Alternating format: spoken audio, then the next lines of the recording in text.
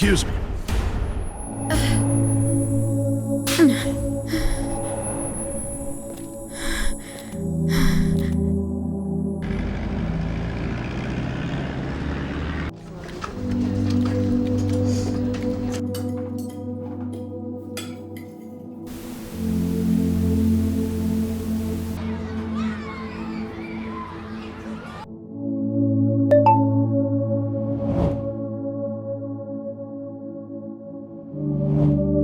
Hey, Dr. Reyes. I've been going through some things lately.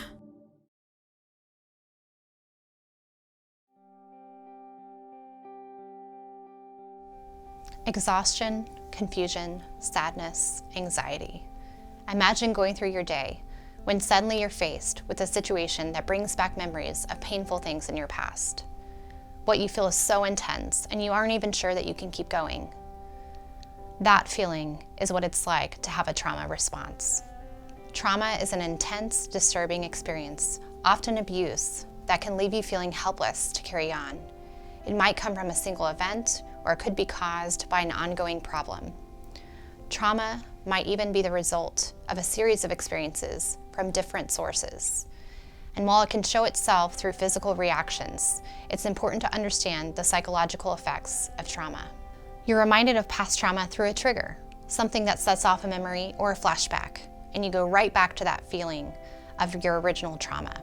It could be by an accidental bump, by a stranger, or a certain song, any sight, sound, touch, smell, or taste that makes your alarms go off. Triggers are very personal, and different things trigger different people. After you're triggered, you could experience a variety of symptoms. You might have anxiety, feel tense, and worried. These feelings could affect your body, like increasing your blood pressure and breathing rate. People who experience anxiety might have thoughts that they can't shake, and they may even avoid certain situations out of worry about what could happen. Some people experience depression. Depression is more than just being sad.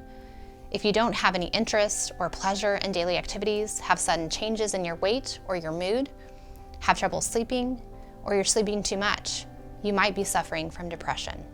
Depression can also lead to a lack of energy, an inability to concentrate, feelings of worthlessness or excessive guilt, and recurring thoughts of death or suicide. Others can experience what is called PTSD. PTSD stands for post-traumatic stress disorder, and it's a common result from experiencing trauma. PTSD is most commonly known among members of the military who've experienced combat, but PTSD is not only experienced by military personnel. Other events such as rape, sexual violence, and other forms of physical or emotional abuse can lead to PTSD too. People with PTSD have intense, disturbing thoughts and feelings related to their experience that last long after the traumatic event is over. They may relive the event through flashbacks or nightmares. They may feel sadness, fear, or anger. They may also feel detached or angry with people unrelated to their initial traumatic event. PTSD could lead you to avoid situations or people that remind you of a traumatic event. Loud noises, a touch by someone, or a particular smell can lead to a strong negative reaction if you're experiencing PTSD. It's hard to admit you're dealing with PTSD or some other issues that is left over from past abuse, but you aren't alone. More than half of all women with mental or emotional health issues are survivors of abuse. If any of this connects with you, I want you to know that healing is possible. It's not easy, but you don't have to do it alone, and there are many ways to get support. The first thing you can do is surround yourself with others who are moving in a positive direction.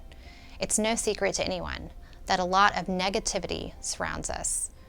Look for others who are ready to fight negative attitudes and focused on getting healthy. Speaking of health, did you know that there is a connection between your mental health and your physical health? The mind and the body are connected, and what affects one affects the other. Find a physical activity that you like and commit to a healthy way of engaging your body.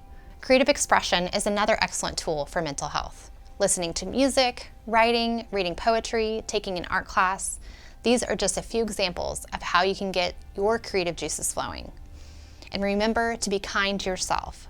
Don't judge your work.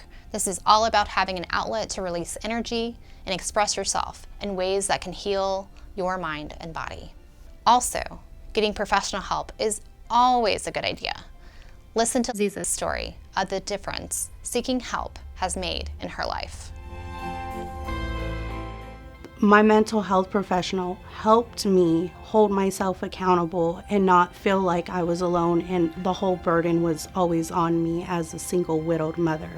It's important that we use those resources and we share those resources with others around us because our feelings are valid. And when you share them with a health professional, they will help you sort through all of your thoughts and ideas and support you in the process.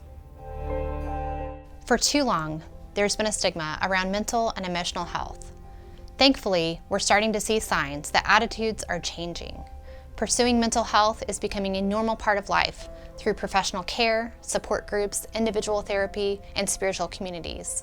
Making the decision to get help is not shameful, but a brave act of self-care and stepping towards healing. If you or someone you know is severely struggling and thinking about suicide or hurting themselves, help is available. You can call the Suicide Prevention Lifeline to speak with someone who cares and can help you or give you the tools to help someone you love. If you're not in an emergency situation but are ready for some additional support, For Her can connect you with a licensed mental health professional for ongoing assistance, or we can introduce you to a local support group. For Her also hosts Her Circle twice a month, a small group where women come together to build community and share their stories in a safe and comfortable space. Mental health impacts our entire being.